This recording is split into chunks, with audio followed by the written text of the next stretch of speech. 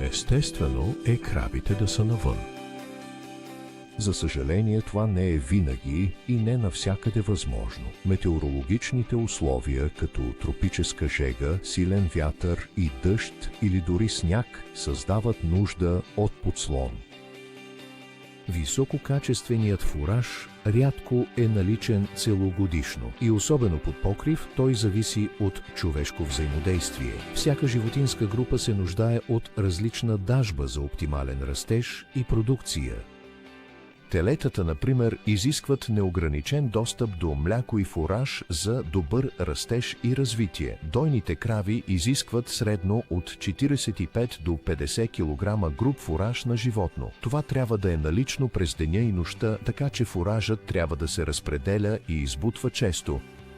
Освен това, една крава също се нуждае от до 200 литра прясна вода на ден, а тя трябва да лежи поне 12 часа на ден, така че боксовете трябва да са удобни и чисти.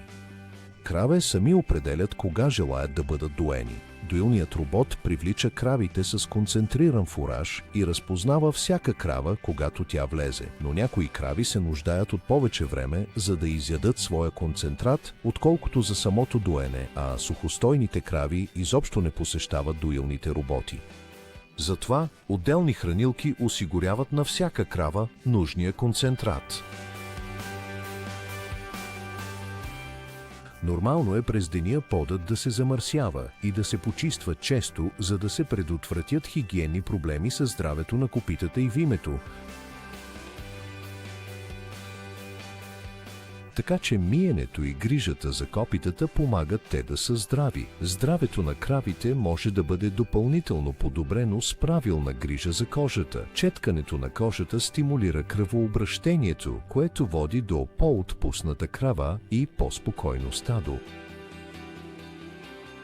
Ако кравите се нуждаят от медицинско лечение, бокс за лечение повишава безопасността както на фермера, така и на кравата. Дойните крави се представят оптимално с 16 часа светлина на ден. През тъмните дни изкуствената светлина имитира по-дългите летни дни. Дори в най-удобния обор, добре е кравите да пасат навън, когато условията го позволяват.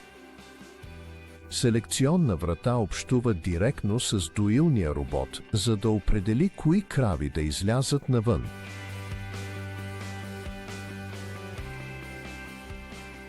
Ветрогенератор може да повиши рентабилността на ферма, докато помага на фермера да стане по-самостоятелен и устойчив.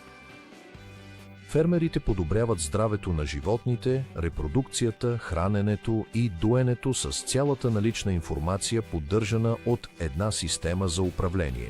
С най-добрите съвети и правилните части, почистване и грижа за продуктите, фермерите могат да бъдат сигурни, че оборудването им ще остане лесно за употреба, ефективно и дълготрайно.